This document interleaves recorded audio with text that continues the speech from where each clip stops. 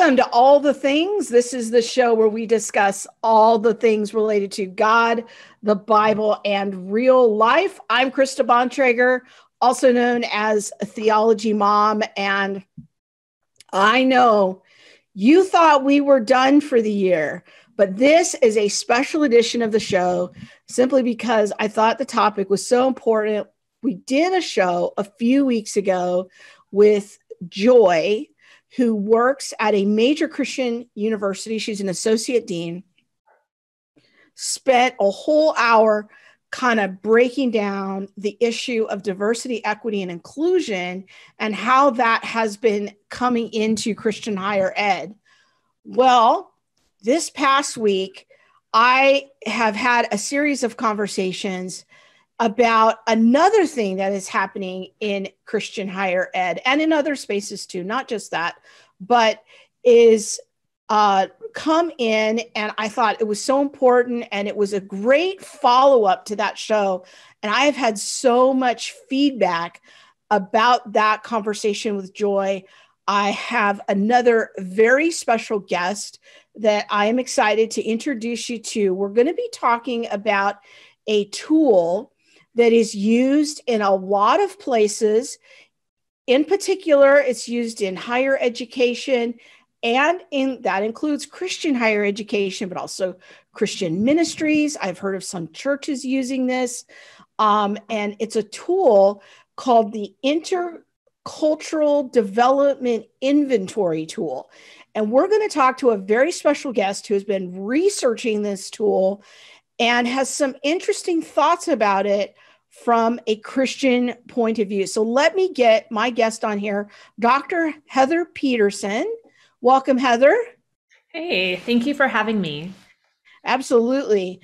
And maybe you should tell us a little bit about where you are. I know you're a professor at a Christian university, and we'll just kind of get into it. Yeah, I am a professor. I'm an associate professor at a Christian university, and I am in the English and Literature department. And actually, I can kind of share a little bit on my background of why I'm interested in this tool. Is that 15 years ago, when I finished my PhD, a big part of my PhD was applying critical theory.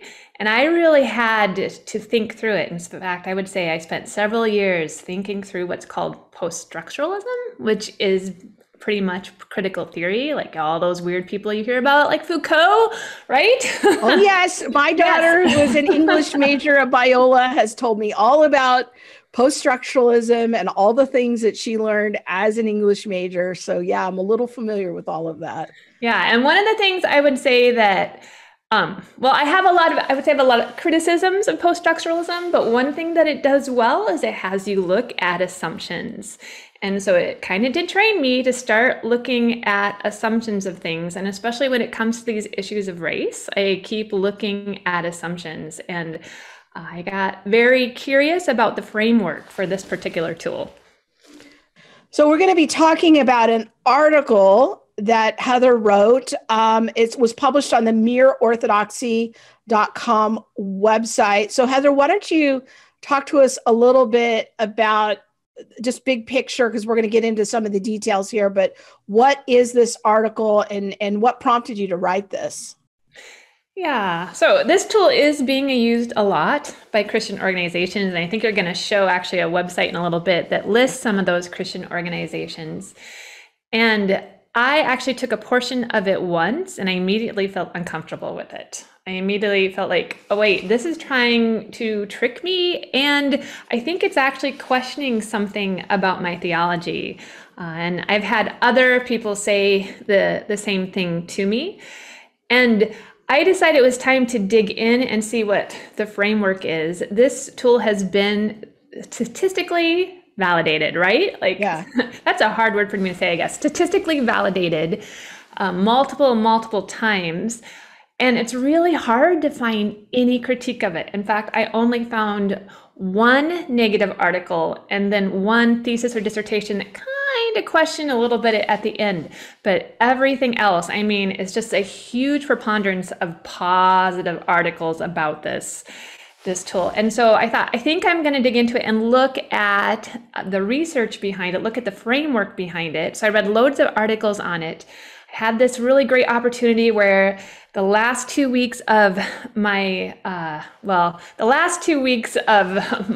guess my life before my children got out of school after the semester, where I just spent 2 weeks digging into the framework and found, unfortunately, kind of what I was expecting to find, which is that it really is a tool that I think should not be used for Christians because it is questioning some of their basic beliefs. Well, that's a good kind of 30,000 foot orientation to where we're going. And I think that it is important for us to consider.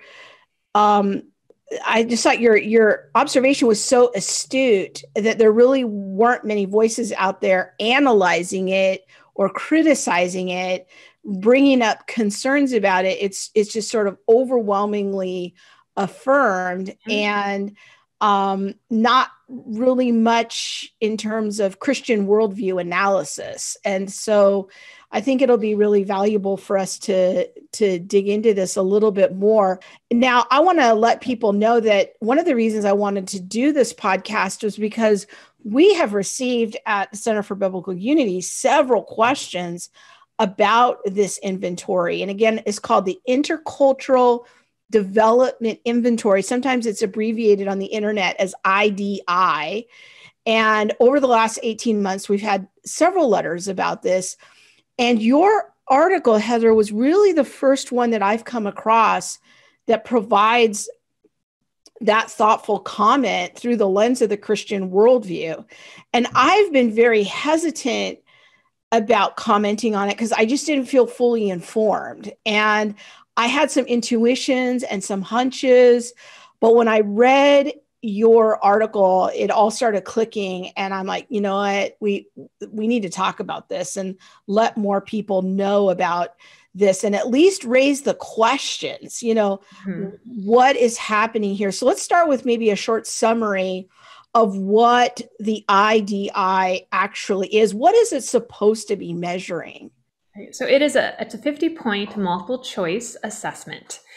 And it is supposed to measure where you are on an intercultural development continuum. It was developed by someone named, I believe, Milton Bennett.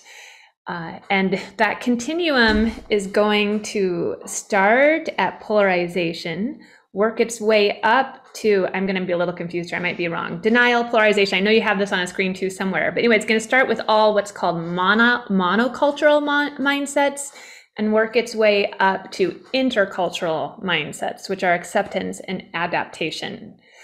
And I think the big issues for many Christians is the last one in the monocultural mindset is called minimization. And minimization means that if you focus on similarities in people, you are minimizing because you're not seeking difference. The whole point of this tool is that we should all be seeking difference, which I'm not against in general the concept of seeking difference, but there are some concerns when that's where your focus is. Yeah, that's good. And I want to just look at the website here a minute so people can see it. I think Bob's got the link and he's going to put it up on the screen, and I want to read the description there. So again, this is the Intercultural Development Inventory. This is from their public webpage that you can go to, the roadmap to intercultural competence using the IDI. So some people may have heard of this term, cultural competence, intercultural competence. This is a phraseology that is growing in a lot of educational arenas. And Bob's got it highlighted over here to the right, kind of the little description. It's the Intercultural Development Inventory, IDI, is the premier cross-culturally valid assessment for building cultural competence in your school or organization. And Mitchell Hammer is the inventor, developer of this tool, from what I understand. So it's really positioning itself as the leading assessment tool in this space. So if you want to build and make sure that your staff has cultural competence, this is a tool that is there to help you. That's absolutely how it has positioned itself. Now, it's backed, like you've already alluded to this, it's backed by a ton of research and scholars. I mean, you can go right on their website and read some of those, but the question that was kind of percolating in my mind is this really the neutral measuring tool that it claims to be? No, it is not. It is not neutral. So it comes from a framework called constructivism. Did you want me to explain a little bit about that? Yeah, definitely. Yeah, right. That would be great. So constructivism is this idea that as we interact with others, we all have our perceptions of reality, and we actually gain our perceptions from other people in those interactions. And there's some truth to that. The issue is that there's no confident knowledge in reality, right? So, I mean, of course, I'm going to sometimes have a wrong perception of reality because I'm affected by sin, but there's no so we can't confidently know reality together. And that also means then that there are no objective values, there's no transcendent values that we can all agree on too. So I think that it's important, though, to understand that you're really digging deep into what the framework is behind all of the tool and the kinds of questions it's asking. But if people just go on the website, they could immediately be very impressed with what seems to be the statistical validity of what they're putting forward. And I think that is part of what creates so much confusion, because it puts itself forward as this neutral, valid, statistically verified framework and tool. But you're calling our attention to, well, what are the assumptions that are underlying this tool? And I think that is really important for people to understand. So maybe you can tell us even a little bit more about that framework of construction. Is it constructivism that's behind that? Yeah. It has the V in it. Yeah, the constructivism. Yeah. So the originator of the tool, when he originated the continuum, one of his concerns is what he calls transcendental universalism. And what that means is if you believe that there are universal values, pretty much you're going to be assumed to be ethnocentric. So he actually has, or he and the other designers of the test have specific test items that they're going to ask, and some of those test items are going to ask if you believe there are similarities with those around you and then those that you meet. And if you mark that you believe that we all have something in common, you're going to be scored lower under monoculturalism and at least minimization for that item. The same is going to ask, there's going to be test questions that ask if you believe in universal values, that people can get together and they'll share some universal values. And if you say you agree to that, you're going to be scored under the monoculturalism side, minimization or polarization or denial. Wow, that's really helpful. So the assessment is measuring, and it's going to downgrade my measurement if I believe in certain universal moral principles or the universal human nature. That will automatically kind of push my score down and make it look like what I'm not a very culturally sensitive person. Yes. Okay. Exactly what it will do. Okay. So in preparation for this interview, I wanted to show some sample questions, but found that it was actually remarkably difficult to find them, which tells me that they must really guard a lot of the questions Yes. and the intellectual property behind those questions. So we can't share a ton of specifics, but people can go Google it and Yes. see which ones are out there. We don't want to have problems with attorneys or anything like that. So I'm not going to flash any questions up here, but we've given people kind of a general flavor for what is measured.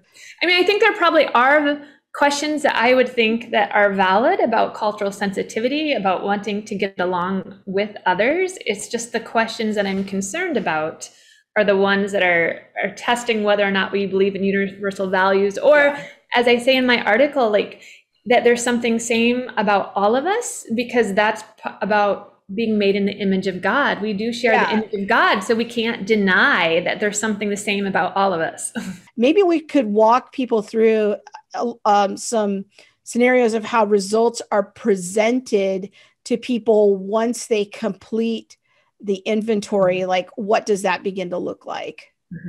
So I would say that one thing that they do well is that they are privately, I mean, they may show a group's, right? They may show a group's results, but they do have an IDI consultant meet privately with individual involved. And so the hope then is that it's not going, those results, the individual results are not supposed to go to employers. I had a friend who took it as part of a nonprofit she worked at. It was a secular nonprofit. The hope is that those results will not be shared with your employers. But part of all of this is that there is a training around it. So there is an education around the IDI, and you, as you meet with the consultant, you're given a plan that explains each of those categories and where you are. And then you're supposed to come up with activities to begin to engage more interculturally. And they can be the typical kinds of things that we would recommend anyone to do, right? Reflective journaling or reading books or things like that. Or, as I put in the article, my friend was asked specifically at the secular organization that you should become an advocate for your LGBTQ coworkers. So the consultant might make a specific recommendation as well. Yeah, and we have, and again, I just went on Google, so this is something that, I'm just pulling from off Google, but I've got kind of a sample of some test results. I don't know who this person is, but you can kind of see, what a score might be. Now I noticed, there's sort of this range. It walks you from denial up through adaptation, and so I'm guessing that the adaptation level is where people want to go. That's the end goal. And then I also noticed that there's a pre-test score and a post-test score, and then a change. So I'm thinking that what this tells me is you take the test once and then you engage in these activities, whether that's book clubs or discussion groups or, posting your ally statement or going through trainings, and then you take the assessment again, and then they give you like how you've improved in different areas. And so is that generally how the process that's generally works? it, right? And then the organization, if all the employees are doing it, or whoever the group is, they can see, have their employees, improved on this continuum, right? And then they have something to take back to their board.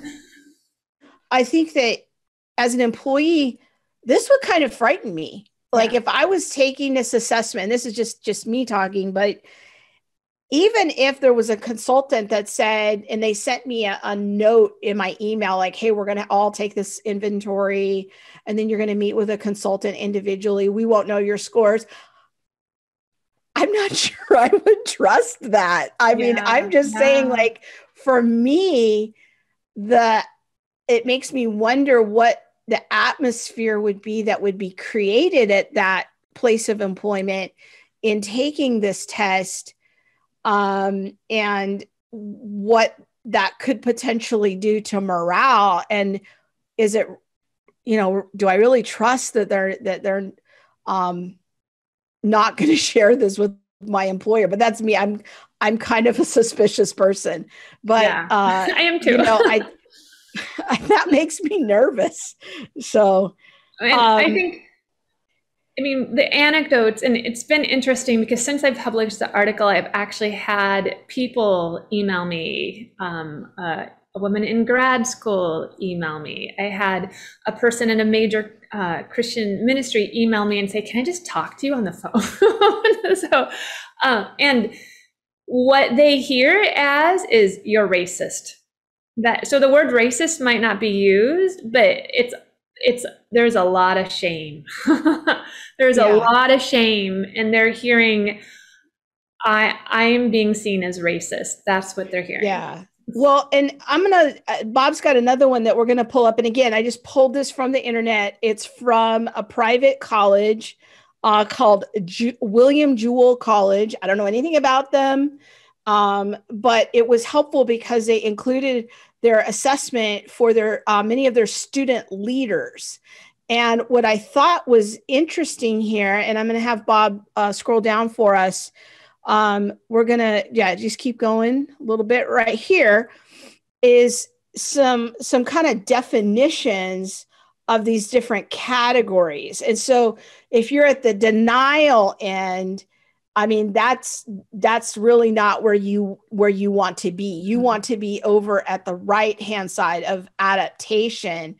And so even though the assessment might not call you a racist, it's definitely kind of seems like it's a posture or a potential, label or outcome. And depending on what kinds of trainings and books and other activities are assigned, it seems like you could get that message. So, but denial is limited ability to respond to cultural differences.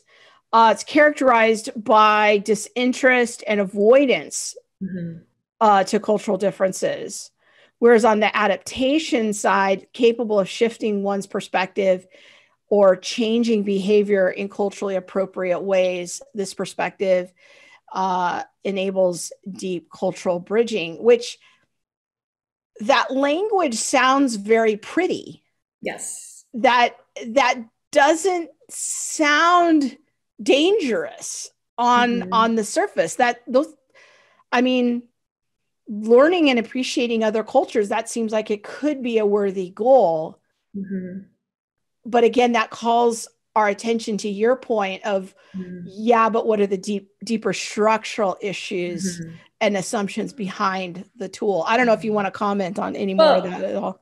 Right. So there is an empathy that is desired in intercultural competency. And, empathy, I don't think has to be a bad thing, but are you able to hold on to your faith? When you're able to see from someone else's perspective, are you seeing in a place where inside you've got a boundary where you're like, okay, I can see how you feel that way, but that doesn't mean I have to agree with it. It doesn't mean I'm not allowed to judge it, right? And I would say that my concern is,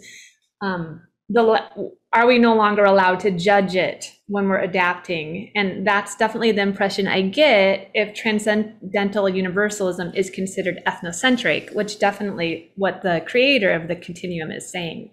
The idea here then, as we've said, is that within the kind of the consultant would create a plan of action for the individuals or for the company. And then the participants would engage in those activities. Again, it could be book clubs or trainings or allyship statements or, different things. And then they would retake the assessment at a later time and then measure their improvement. And then I'm imagining report those results to the board or the top levels of leadership. And I'm imagining that this could even be included in part of your performance reviews. I would think so. My friend who did it, while her score was not shared with her boss, she did talk with her boss about some of her goals around it. So the score wasn't shared, but so clearly people were conveying some of their plans, right? As far as, now that I've taken this test and seen my score, I'm going to read this book, that kind of thing. Okay. So as people are using this tool within Christian organizations, I guess that makes me wonder what kinds of people are using it. Like, why would they be using this inventory? Yeah, I think this is the hard thing about it, right? Is I do feel like when you initially look at that website, it sounds really good, right? It's about loving others. It's about interculturally engaging. It's about being hospitable, I mean, things that we want to do as Christians. So it comes from that good place. But I really think that there's been a lack of discernment at looking at this tool closely. And yet, when we look even on the website for the IDI, there are Christian colleges and institutions that are mentioned. If you look on there, who uses the IDI page right on their public website, you can see, that Bethel University is using it. Brigham Young University is using it. There are North Park Theological Seminary, the YMCA. I mean, there are some Christian and Christian influenced entities that are using this, as well as secular and even government entities. So this is, and this is just a sampling of the entities that are using this assessment. There's many more that do. It's just that these are the ones that they have, are taking the time to list on their site. But you can even Google, which I did, of IDI consultants in Christian higher ed. Here's one document that I found listing these IDI consultants that you can hire and bring into your Christian university or ministry and that sort of thing. And I thought it was interesting that there was a Biola professor listed on here as somebody that you could hire. Now, I know that Dr. O'Quinn is no longer at Biola, so this is a few years ago. It's a little dated, but just look at these other schools that are Christian institutions. There's North Park Seminary again, Tyndale. There's a number of prominent Christian professors that are able to offer this service. So this isn't just, even though it has a context of being developed in a secular space, it is being used widely in Christian higher ed. So, and so then I really went down this rabbit hole. After reading your article, I got completely curious about, who else is using this. And so I just started Googling like this inventory and then different school names. And so I saw that sure enough, there were two current Biola employees that are qualified, what are called QAs, or qualified administrators of the IDI. They have it listed right there on their public LinkedIn page. Stephanie Callie, Dr. Callie is employed at Biola. She's an ICS professor, and she has it right on her LinkedIn page that she's a QA for the IDI, and right there in her About section. And then also there's another gal, Alicia Miller Andre, is also on her public LinkedIn page. She calls herself a white identity development expert for young adults. I know that she runs the White Affinity Group at Biola for white students. And it's she lists it right at the bottom of her LinkedIn page as being one of her certifications. So it's way at the bottom, right there, qualified administrator. But my purpose in showing this is that, Biola, which is a historically conservative Christian university, is making use of this assessment tool. So that really makes me wonder, like, what makes this so appealing to Christian organizations? Because that's this it's obviously being used fairly widely. Yeah. Well, and two things. One is you bring this tool into an organization, you give just a portion of it, or you give all of it. And, now that I've gotten multiple emails and I've heard stories from other people from multiple institutions and Christian ministries, and there are people who are frustrated, angry, but because the test, I think the way I said it in the bottom of the article was like, it gives the answers and the questions, or it gives the questions and the answers. And I'll just say the original way I wrote that is like, how long have you been beating your wife? All right, but that was too inflammatory to put in an article, I think, on Mere Orthodoxy, so I didn't do that. But then you have all these people who have said, but look, they're all like minimizing, they're all denying, so we need this. So it's like actually the frustration and people's pushing against it can be turned around to be said, well, then that means we need it. Right? Like, so I feel like it's sort of a setup. Yeah, and I think that part of the setup is similar to when you're talking about issues related, for example, to white fragility. Robin DiAngelo's work is that the more that you deny that you're racist, the more that's used against you as evidence that you just don't see your racism. Yeah, you see your racism. And so it becomes like this trap where there's really no way out of it. And so what we have to stop and think about is, okay, let's go back to the beginning to what you said of, what is behind the tool and this framework of constructivism, because we can all agree, like, hey, being able to appreciate other cultures is just being a good human. Like Monique and I, when we're on the road, she loves to sample foods from other cultures, and we love to meet people from other cultures. And right now we're in Minneapolis, and it's a very culturally diverse area. Yes. And there's a richness to that, and we can have that conversation, and that's cool, but that's not really what's underlying this tool. And we have to think about, what is that framework? It's going beyond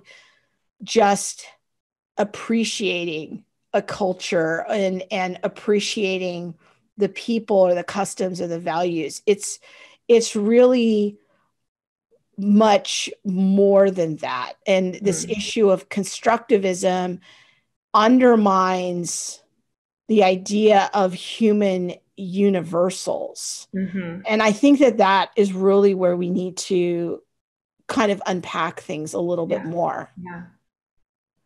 The founder tells a story in the book where I found the most information.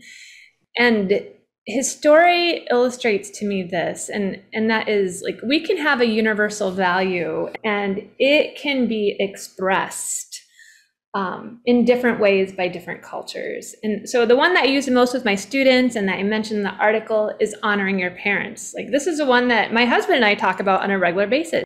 To me, it's part of the 10 Commandments. That's probably a universal value. I see that, at least I see that as a universal value.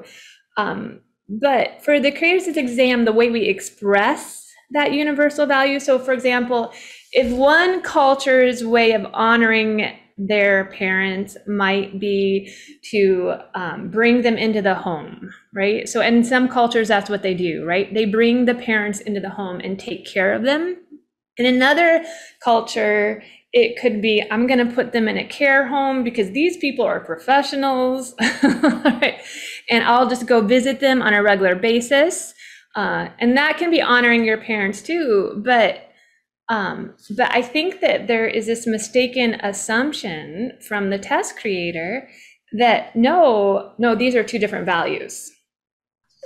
I think what you would be arguing then is that there's a universal underlying value of Yes. honor for parents, but that it can be expressed different ways. Yes. And whereas I think what you're arguing is that in the constructivist framework, it's the very value itself is a construct, that there Yes. are no Yes. universal moral principles in play. And so if that's true, then what we would say that follows from that is that no one can critique the value system of any other culture. Mm-hmm. Yes. And why that's problematic for Christians is that we are making the claim that there are universal objective moral standards that we have to conform our lives to as Christians that are presented to us in the Word of God, and that these universal moral standards are true in all times and all places for all people. Mm-hmm. Now, again, the expression of honoring father and mother can be different from culture to culture, but that there is a universal moral principle behind that. And so that's where I think that you're trying to make the case that this is where it becomes problematic for Christians, because we would get downgraded on the test. Yes. If we say that there are universal moral principles. Yes. Or another way of saying that is that there are moral absolutes or rights, yes. Moral right or wrong. Is that kind of what you're arguing? Yeah, you are the theology mom. Very well said. That was great. Okay. That is exactly what I'm arguing. And then the other concern is this idea that there's no similarity, like you're not allowed to say there's similarities among humans, which I argue is like questioning the Imago Dei, because we do have something in common. We've got the Imago Dei in common. Yeah, and I think that's worth kind of teasing out a little bit too, because what the scriptural position is that the image of God, as it's described in Genesis 1 and other places, is a unique feature of humanity. Yes. There's no other creatures that are created in the image of God other than humans. The psalmist in Psalm 8 says that God has created the humans a little lower than the angels. And the import of that is that the humans are at the crown of God's creation here on earth. And that because of that, we have intrinsic value, dignity, and worth. The historic Judeo-Christian position has been, because of the Imago Dei, we have a concept of human universals, like something universal to the human experience. There's universal human longings to be cared for, to be loved, to be heard, and that there's universal ideals about being married and the family as being the foundation of society, and the value and dignity of work, and that God has created us male and female. These are all kind of universal human ideas, and where we get the concept of human rights and that sort of a thing. And so I think what you're trying to say is that if I believe those things and I take the inventory with those things in mind, my score would drop. Yeah. Yeah. And there's actually one, I think it was a dissertation, it might have been a thesis, one author who did interview groups of religious leaders, and realized in her interviewing of those religious leaders that 5 of them, no matter what, would score for minimization, because, as she said, they had an approach of respectful dialogue. Their intercultural competence was respectful dialogue, but they were going to still maintain that people had similarities, that there were universal values. But this test is not going to accept respectful dialogue as intercultural competence. It's not going to do that. And so you will always, I don't know about the whole test, but you will always have items that are scored in the monocultural mindset if you like affirm universal values or similarities among humans. This is helpful because as we're unpacking this, what's really coming to me is, well, first of all, hope that there would be more research, that there would be more, critical analysis of this inventory, that when something is just almost universally applauded, that makes me wonder, what's happening here? Like, where are the critical voices that are asking different questions? So I think for me, that's a hope that people would look into this. I mean, that's some amazing ideas for a doctoral dissertation. Like we need more doctoral dissertations thinking about this because, tools do get debunked sometimes and get put to the side. So I think that for me is like one of the takeaways from this discussion. But I'm also thinking that I'm wondering, it seems like what you're saying is that the tool rewards a type of cultural relativism. Where we can't actually critique other cultures from a moral, objective point of view. I'm wondering how that might impact concepts like seeing our identity in Christ or seeing each other being created in God's image. Like that makes me think like, wow, that could have some serious impact from a Christian worldview standpoint, and that I might get degraded on the test too. It's really easy to start seeing difference everywhere. And if we get into the mindset of this exam and we see those differences as, oh, this culture does it this way, this culture does that way, and we don't judge, which I think sometimes we have to judge because, as you said, we have universal values. I feel like we're unintentionally accepting assumptions that aren't Christian. I mean, I feel like I don't know if I've seen it directly with this exam, but I've seen that happen to people I know. We get focused on issues and we unintentionally accept some assumptions that believers should not be accepting. Well, and I think the difficulty in a lot of these types of assessments is that we can put so much weight on this kind of psycho-emotional type of assessment, and then we're potentially even attaching performance reviews or attaching activities to the employee's good standing based on this tool. We really, I guess, I just want to offer a word of caution of like, let's just step back for a minute and look at how much weight we're putting on this tool and how this can become a correction. And if Scripture offers us what we need for life and godliness, I want to make sure that it's the values that it's weighing line up with Scripture. And I think that you're just trying to raise the question, hey, what is the underlying framework and worldview assumption behind this tool? Even though we've imported it into Christian universities, is it weighting it in such a way that's consistent with the Christian worldview? Now, I'm imagining the skeptic would have a question for you, and we'll kind of end with this. Because you've said a couple of times that you didn't finish taking the test, so that makes me, if I'm a skeptic and watching this, that makes me wonder, well, then how do you know that what the framework is that underlies the test? How do you know that?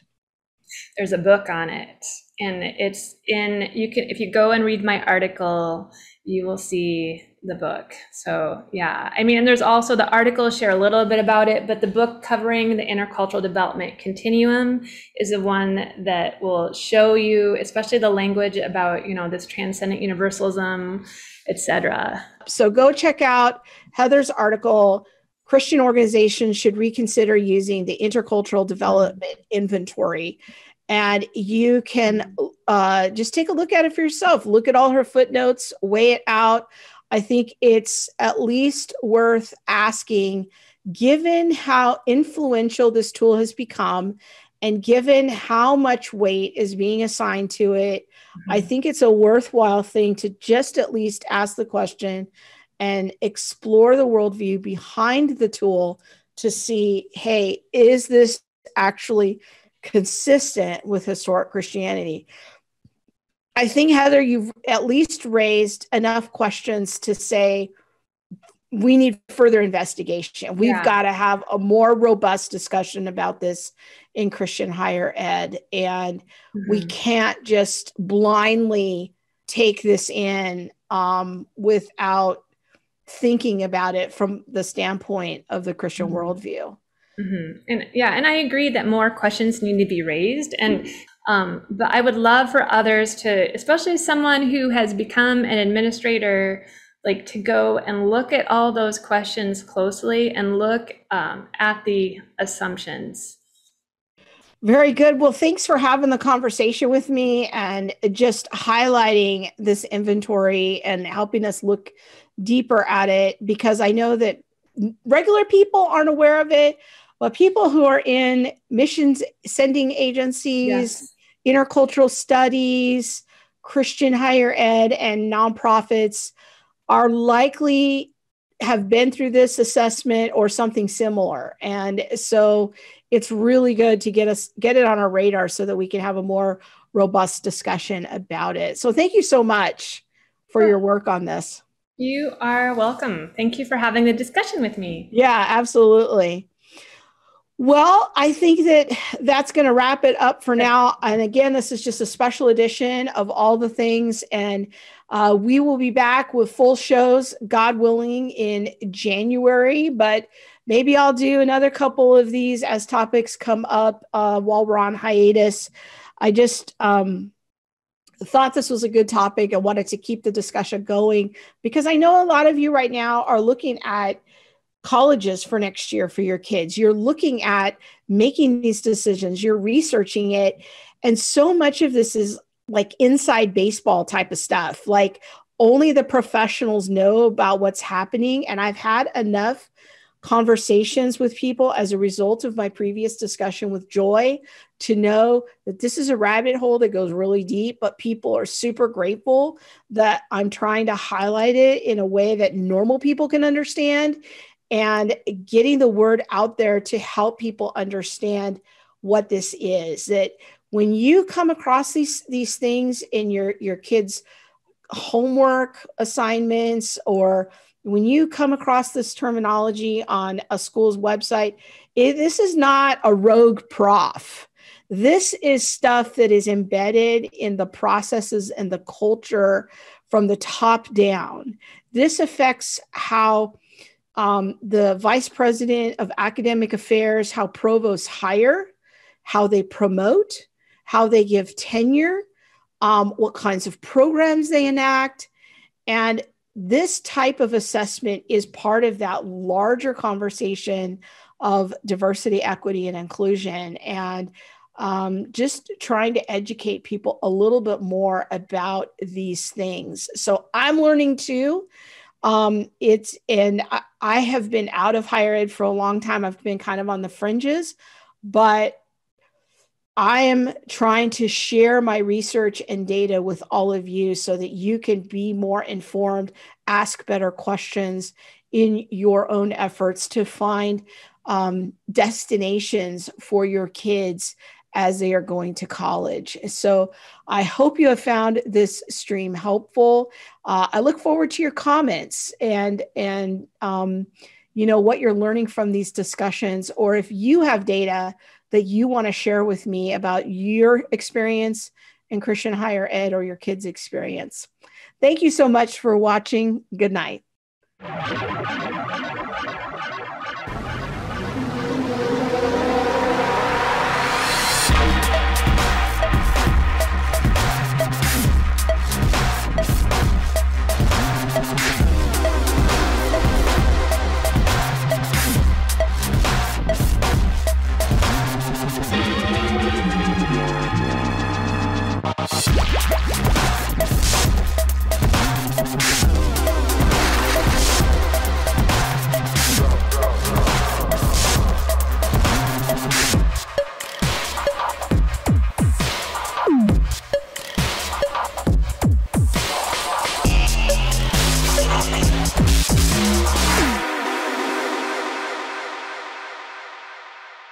There's nothing